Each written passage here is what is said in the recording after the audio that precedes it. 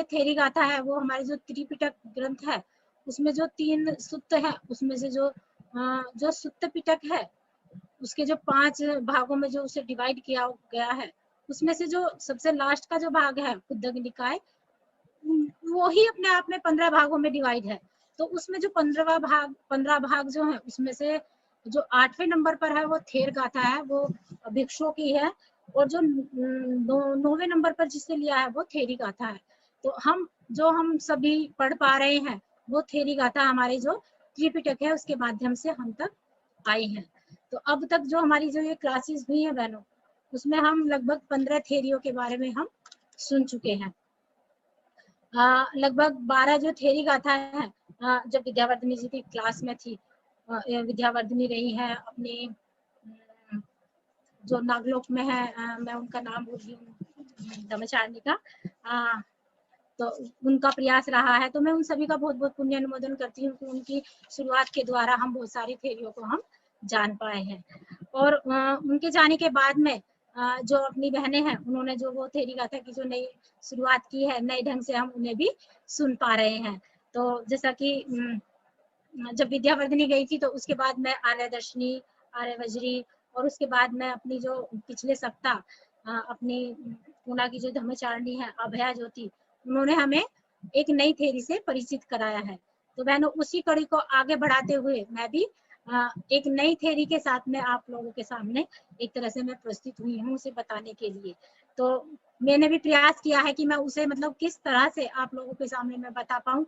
मैंने एक छोटा सा एक प्रयास किया है और मैं उसमें कहाँ तक सफल रही हूँ या मैं आप लोग उसे कहाँ तक मतलब मेरे माध्यम से समझ पाए हैं, तो मैं वही बताने का मैं आपको प्रयास करूंगी। तो जैसा कि हम सभी जानते हैं कि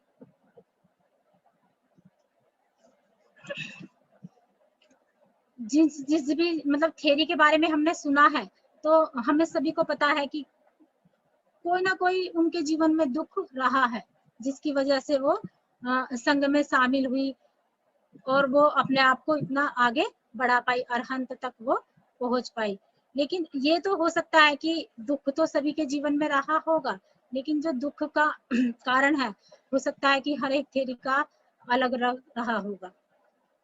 तो दुख से बाहर निकलने में उन्हें मदद जो हुई है एक तरह से थेरियों को वो संघ में शामिल होने की वजह से उन्हें मदद हुई है। जो वो बुद्ध के जब संघ में वो शामिल हुई तो जो वो उनका जो जीवन का जो वो दुख था वो उसे दूर कर पाई और अपने जीवन को वो एक सहज सरल जीवन वो बना पाई और वो जी पाई।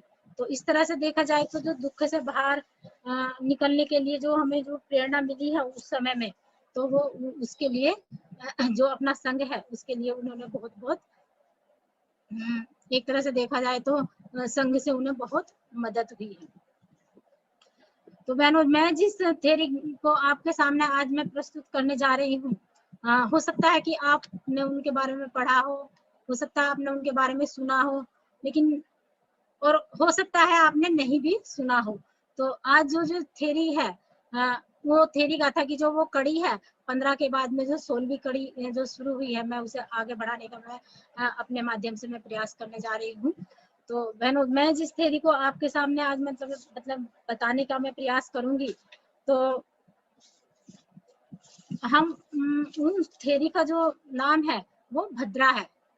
तो जो भद्रा है आज हम उनके बारे में सुनने जा रहे हैं।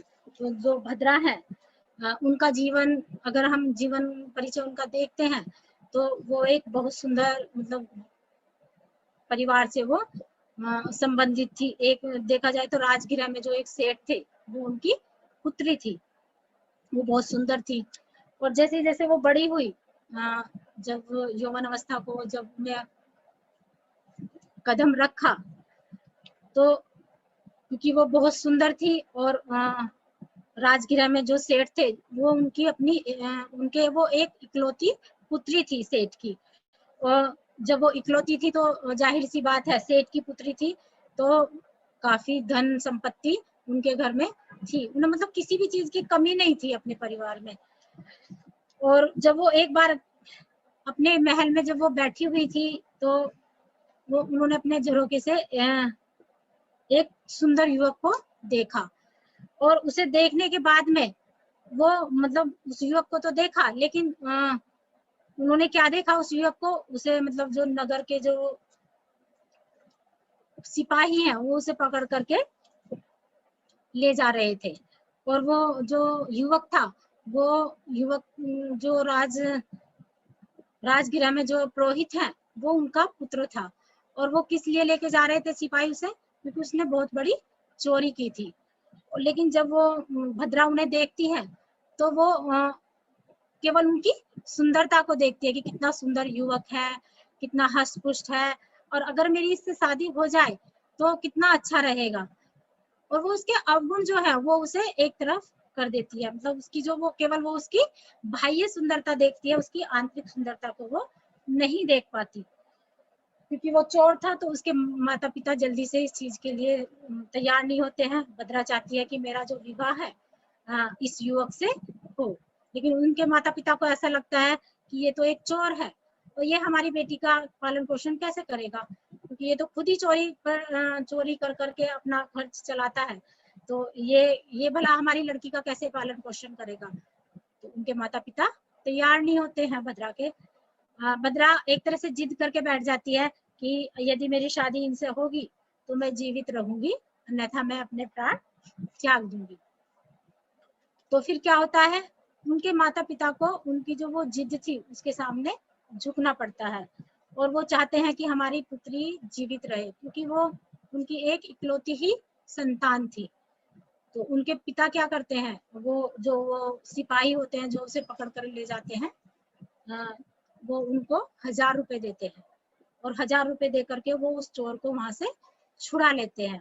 और छुड़ाने के बाद में वो अपनी जो पुत्री है उसका विवाह उसके साथ में कर देते हैं। तो अब पुत्री का विवाह उस व्यक्ति के साथ में जब हो जाता है तो उसे लगता है कि शायद ये व्यक्ति सुधर जाएगा, मतलब जो उसका जो वो चोरी का जो पेशा है वो उसे छोड़ देगा। तो कुछ दिन तक तो उन दोनों का जीवन बहुत अच्छे से बीतता है, मतलब खुशी खुशी से वो दोनों रहते हैं। लेकिन कुछ समय बाद में वो व्यक्ति जो है मतलब उसकी जो वो चोरी की आदत थी वो उसे बार बार उसे क्या करती है, वो परेशान करती है। और उसी वजह से वो सोचता है कि भद्रा के पास में बहुत सारे हीरे जवाहरात, बहुत सारे गहने हैं, क्यों ना मैं इन्हें चुरा लूं और चोरी करके मैं यहाँ से भाग जाऊं। क्योंकि वो तो एक चोर था और जो उसकी मनोवस्था थी वो पहले ही जैसी थी, मतलब भले ही उसे सुंदर बीवी मिल गई हो, सब कुछ मिल गया हो, लेकिन जो उसकी वो चोरी की जो आदत थी वो उसकी अभी तक गई नहीं थी। तो वो सोचता है कि मैं किस तरह से जो भद्रा के जो ये गहने हैं उन्हें मैं किस तरह से प्राप्त करूं, और किस तरह से मैं लेकर के इस का जो ये महल है इसमें से मैं भाग जाऊं। वो बहुत सोच समझता, मतलब बहुत वो इस ऊपर चिंतन करता है। और बाद में उसे लगता है कि क्यों ना मैं कोई योजना बनाऊं और इस योजना के तहत मैं भद्रा को अपने साथ एक पर्वत पर ले जाऊं। तो वो भद्रा से कहता है कि भद्रा, जिस समय मुझे मतलब सिपाही जो नगर कोतवाल के जो सिपाही थे वो मुझे जब मारने के लिए लेकर के जा रहे थे तो मैंने उस समय एक प्रतिज्ञा की थी कि अगर मेरा जीवन बच जाता है, मेरे प्राणों की रक्षा होती है, तो मैं जो वो जो पर्वत है जहाँ पे मुझे मतलब मारने के लिए ले जाया जा रहा था, तो मैं वहां जा करके वहां पर जो देवता है मैं उनकी क्या करूंगा, पूजा करूंगा। तो इस तरह से वो भद्रा के सामने ऐसी परिस्थिति निर्माण करता है कि वो सच में उस चीज पे मतलब विश्वास कर ले कि हाँ वास्तव में जो ये व्यक्ति जो बोल रहा है, जो उसका पति वो बोल रहा है, तो वो वास्तव में वो सही बोल रहा है। और जो उसके पति था उसका नाम मैं मतलब बताना भूल गई, उसका नाम था सत्थु। तो वो राजपुरोहित का जो पुत्र था, उसके पिता तो मतलब पुरोहित थे लेकिन पुत्र उसके एकदम से विपरीत था। तो वो एकदम से मतलब एक चोर था। तो हम यहाँ ये भी देख सकते हैं कि एक तरफ तो वो पुरोहित और दूसरी तरफ उसका पुत्र चोर।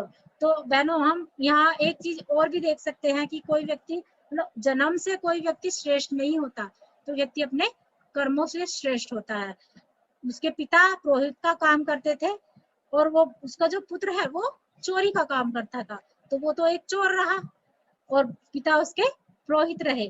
तो इस तरह से कोई व्यक्ति मतलब अगर वो श्रेष्ठ कुल में अगर उसका जन्म हुआ है तो जरूरी नहीं है कि वो श्रेष्ठ हो। उस व्यक्ति को जो श्रेष्ठ है वो उसके कर्म ही बनाते हैं। तो इस तरह से हम देख सकते हैं कि जो वो सूतक था वो अपनी जो पत्नी है भद्रा, उसे इस तरह से अपनी बातों के एक तरह से वो जाल में वो फंसाता है, और वो भी उसकी बातों में सहजता से आ जाती है, क्योंकि वो उससे क्या करती है, प्रेम करती है, और उसे लगता है कि जो उसका पति जो कह रहा है वो बिल्कुल सही कह रहा है। तो इस तरह से वो जब परिस्थिति निर्माण करके उसे देता है तो भद्रा तैयार होती है कि ठीक है, हम उस पर्वत पर चलेंगे और हम वहां जा करके पूजा करेंगे। तो भद्रा अपनी कुछ जो उसकी दासियां थी उनको अपने साथ में लेकर के बहुत सारा मतलब गहने पहन करके बहुत अच्छे से साज श्रृंगार अपना कर करके करने के बाद वो अपने जो पति है उनके साथ में वो उस पर्वत पर निकल जाती है।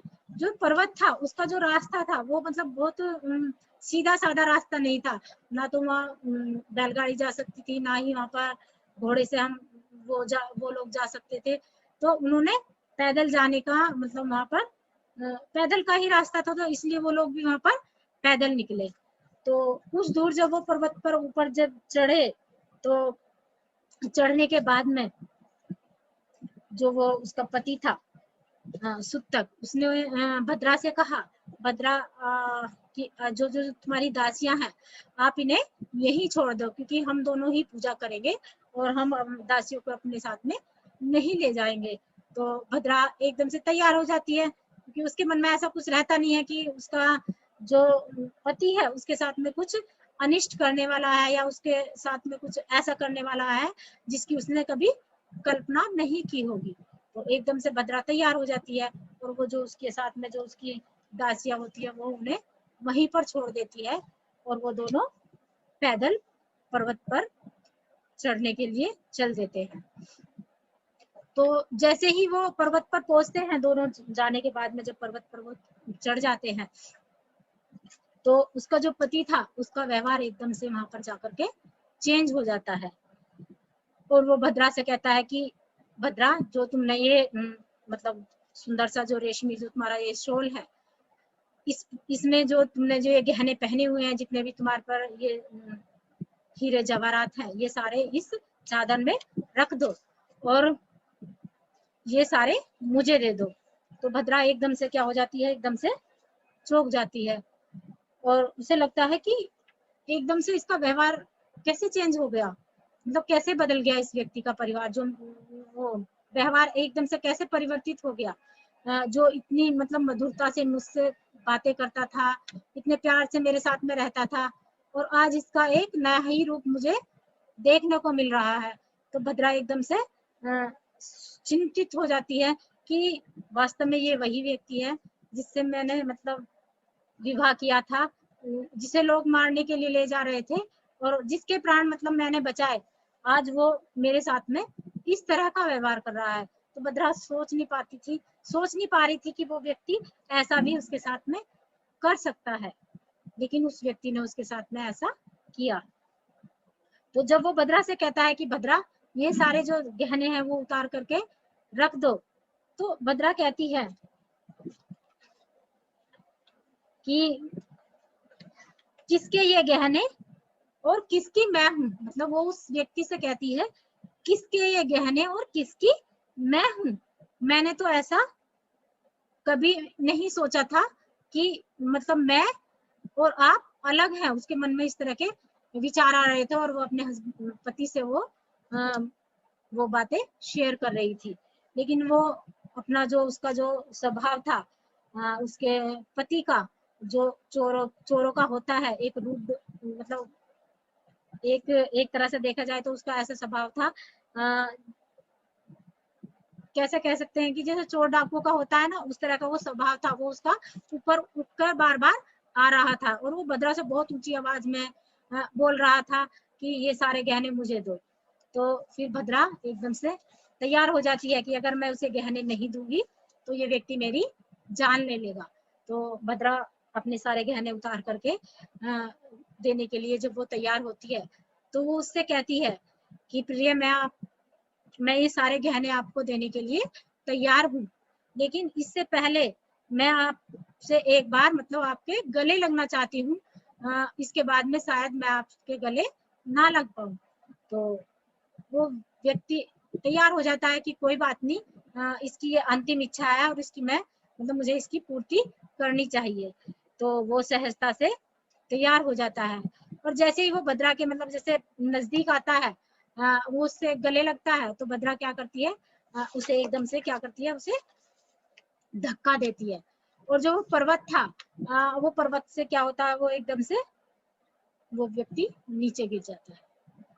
और जैसे ही वो नीचे गिरता है तो उसकी मृत्यु हो जाती है। अब भद्रा ऐसी अवस्था में होती है उस समय कि वो क्या करे, क्योंकि उस व्यक्ति के लिए उसने अपने पूरे परिवार से वो लड़ी, अपने माता पिता से लड़ी, अपने रिश्तेदार से लड़ी, और उस व्यक्ति ने उसे ऐसे मकाम पे लाकर खड़ा कर दिया कि आज उसे कुछ भी नजर नहीं आ रहा था।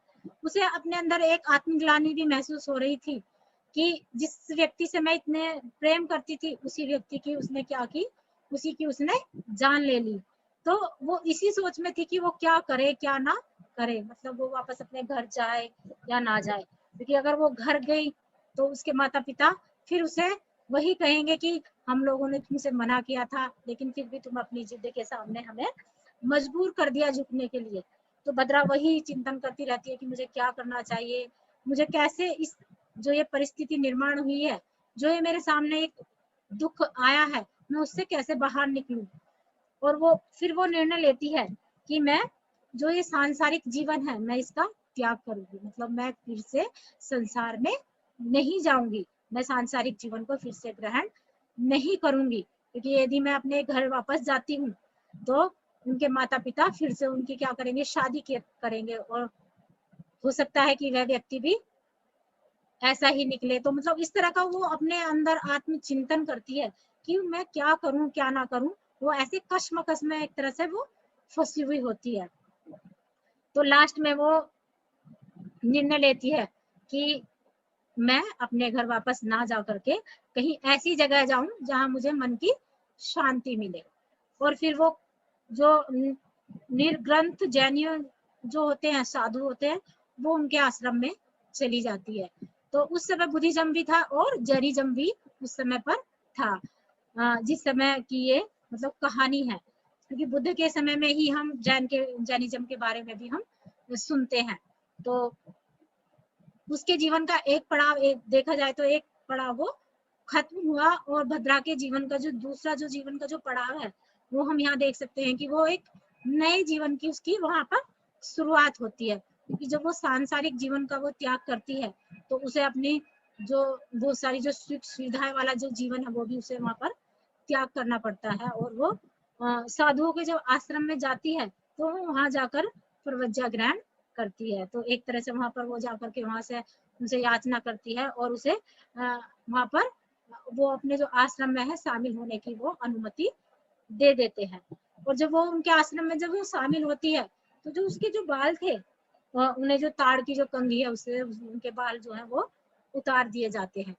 तो बहनों जो बाल है वो एक तरह से देखा जाए तो स्त्री का एक तरह से एक गहना बताया जाता है कि बालों में स्त्री की सुंदरता छिपी हुई होती है। तो जो उसके बाल हैं, जो सुंदर उसके बाल हैं वो वहाँ काट दिए जाते हैं। तो अपने संघ में भी हम देखे जाए तो इस तरह की स्वतंत्रता है। और जो जैसे आज हम अपनी ऑनलाइन जो क्लास में कर रहे हैं, हम बहुत सारी बहनों को हम देख पा रहे हैं, जैसे आर्य वजरिया उन्होंने मेरा परिचय दिया, उन्होंने भी अपने बाल उतरवाए थे। अनीता है, जो भोपाल से सुमन जी है, मैंने उन्हें भी देखा है। तो एक तरह से जो अपना संघ है उसमें एक बहुत बड़ी स्वतंत्रता है हम लोगों के लिए कि हम अपना जीवन जैसे चाहे हम अपना जीवन यापन कर सकते हैं। तो उस समय भी जो स्त्रियां थी उनको मतलब एक तरह से स्वतंत्रता थी अपना जीवन जीने के लिए।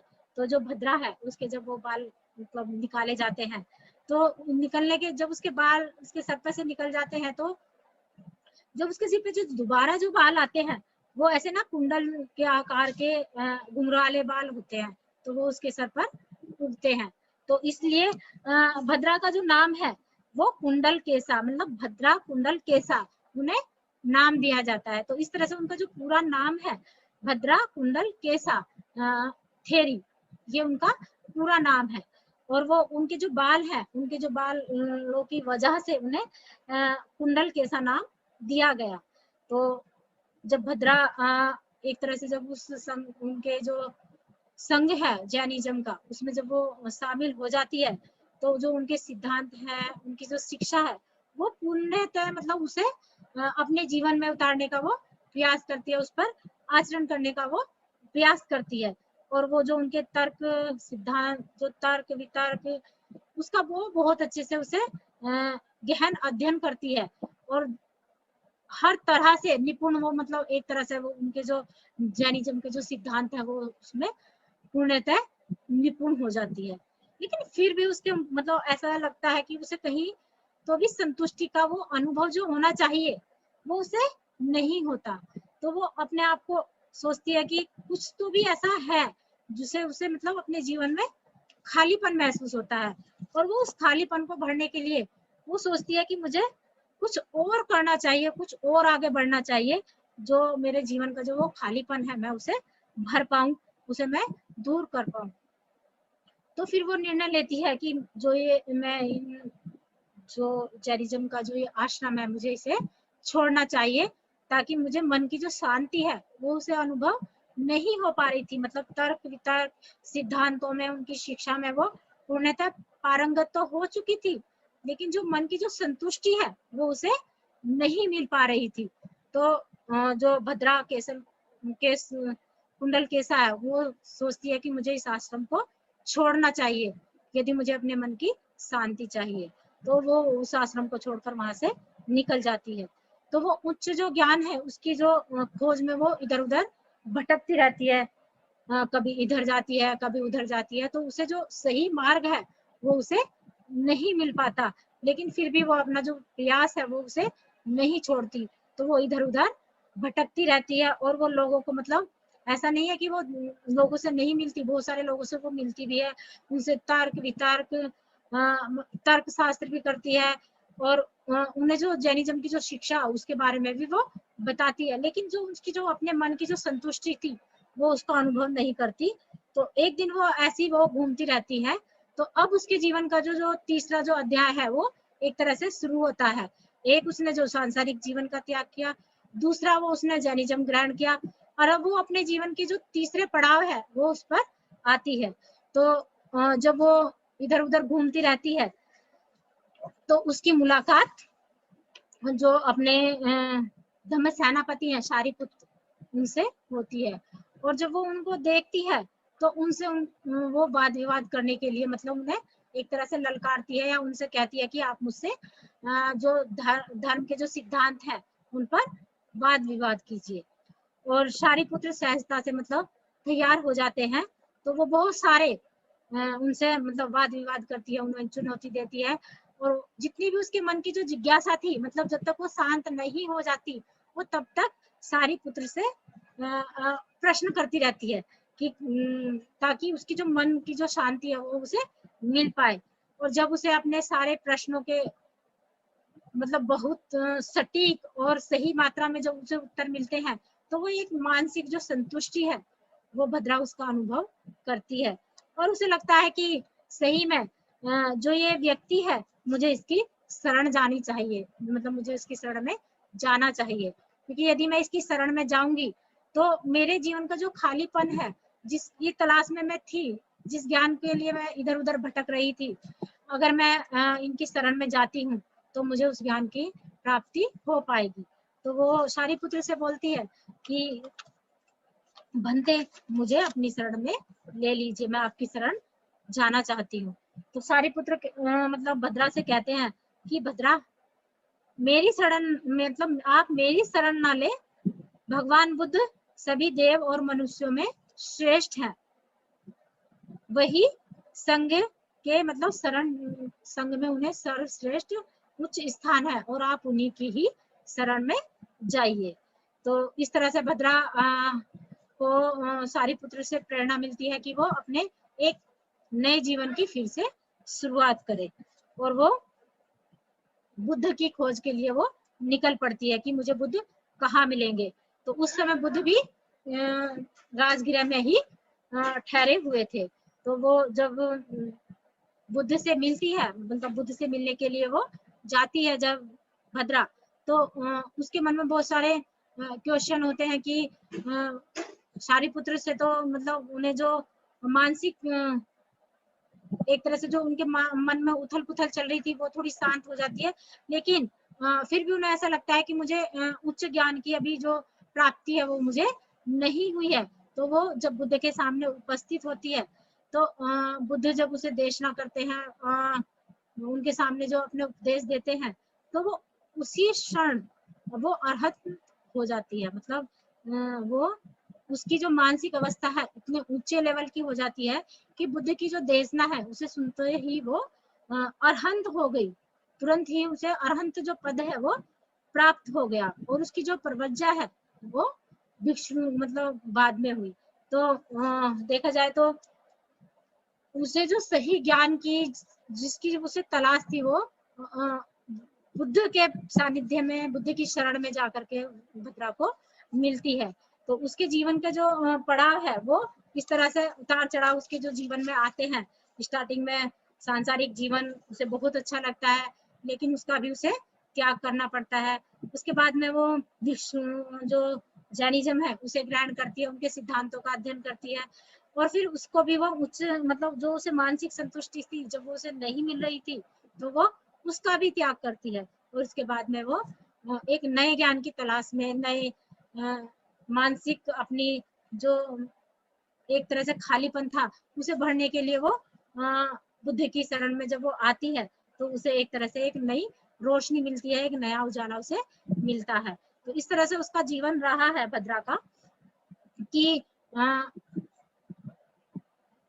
मतलब सांसारिक जीवन से और वो इस तरह से आध्यात्मिक जीवन की तरफ वो बढ़ी है। उसके जीवन में काफी उतार चढ़ाव भी आए हैं, लेकिन फिर भी वो पीछे नहीं हटी।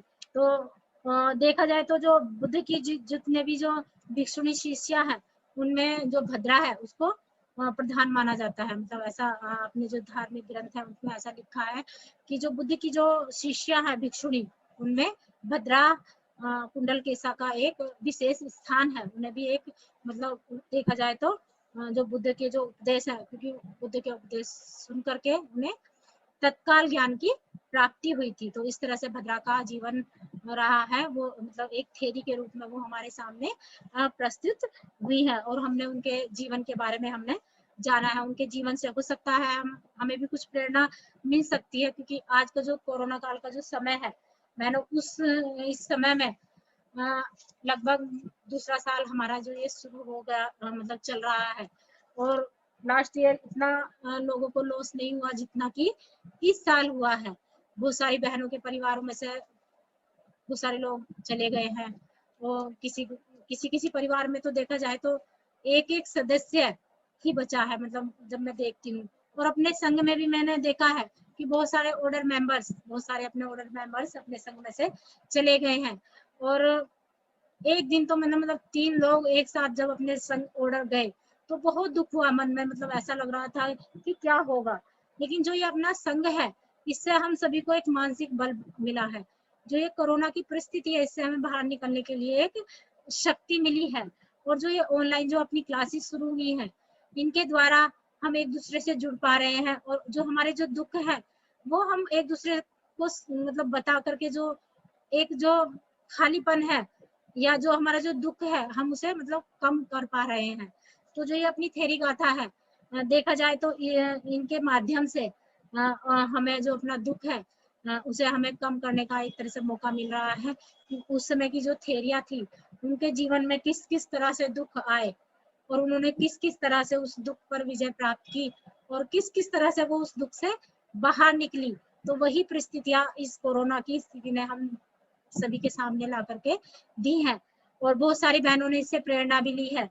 जब मैं इस क्लास में जुड़ी थी तो एक बहन को जब मैं सुन रही थी तो उन्हें बहुत उनके जो हस्बैंड थे जब वो एक्सपायर हो गए थे तो मुझे पता लगा कि उन्हें 15 दिन तक पता ही नहीं था कि उनके हस्बैंड भी इस दुनिया में से जा चुके हैं।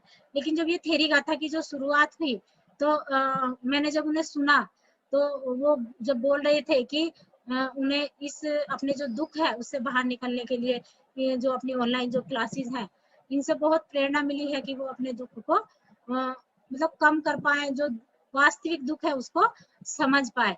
तो बहनों ये ऑनलाइन जो क्लासेस है थेरी गाथा की, इसमें हमें जो अपनी जो कोरोना काल की जो स्थिति है उससे बाहर निकलने के लिए भी हमें काफी मदद मिल रही है।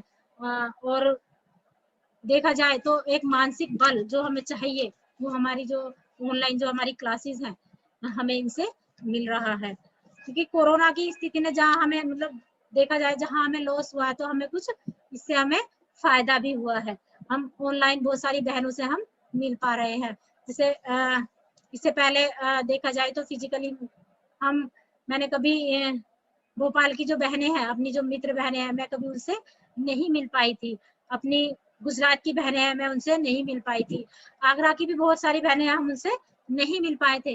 लेकिन जो ऑनलाइन जो हमारी क्लासेस है, हम इसके माध्यम से एक दूसरे को हम मिल पा रहे हैं, एक दूसरे को हम दुख को जो हम सुन पा रहे हैं, और जो उस दुख से हम कैसे बाहर निकले वो हमें जो मार्ग है वो अपनी जो ऑनलाइन जो क्लासेस है हमें उनसे मिल पा रहा है।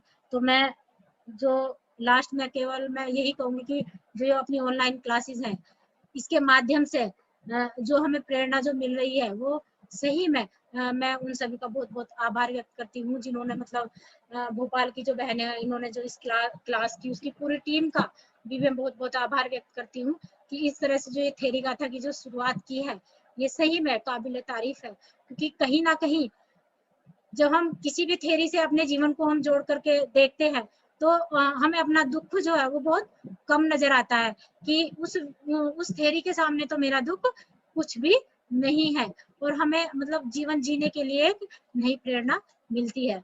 तो जो हमारी जो ये थेरी गाथा है इसके माध्यम से जो हम नई नई थेरियों को सुन पा रहे हैं, बुद्ध के काल की जो नई नई भिक्षुएं हम उन्हें सुन पा रहे हैं, और उनके जीवन में किस किस तरह से दुखों का उन्होंने सहन किया, किस किस तरह से वो दुखों से बाहर निकली, वो हमें अपनी जो ये थेरी गाथा है इसके माध्यम से हम जान पा रहे हैं।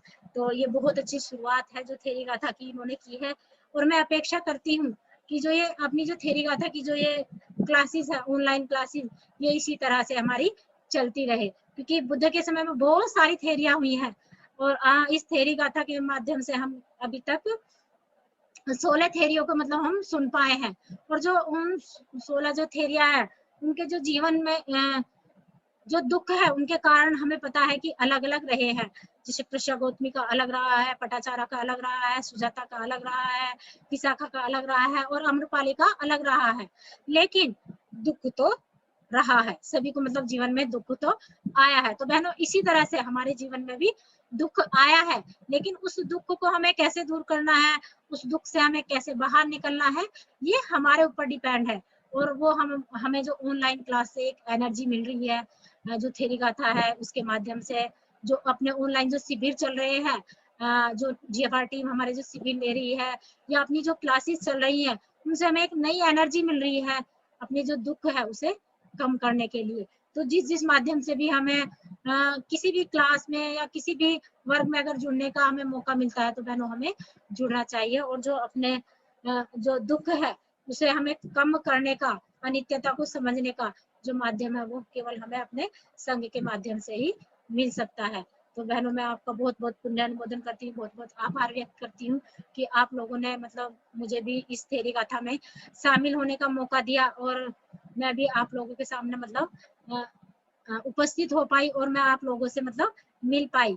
तो मैं भोपाल टीम का बहुत बहुत आभार व्यक्त करती हूँ, और मैं जो बहनें इस क्लास में आज ऑनलाइन क्लास में जो जुड़ी हैं मैं उनका भी बहुत बहुत आभार व्यक्त करती हूँ कि उनके मतलब मैं उन लोगों से इस क्लास के माध्यम से मैं उन लोगों से सभी से मिल पाई।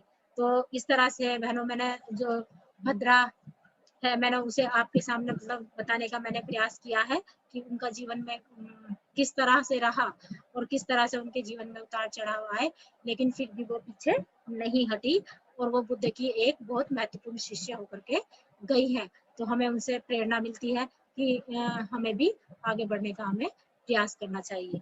तो एक बार से फिर से मैं पुनः सभी बहनों का मैं फिर से बहुत बहुत पुनर्नुमोदन करती हूँ, बहुत बहुत आभार व्यक्त करती हूँ, और आप लोगों ने मुझे इस क्लास में शामिल होने का मौका दिया। फिर से मैं आप लोगों सभी का बहुत बहुत आभार करती हूँ, बहुत बहुत पुण्यानुमोदन करती हूँ।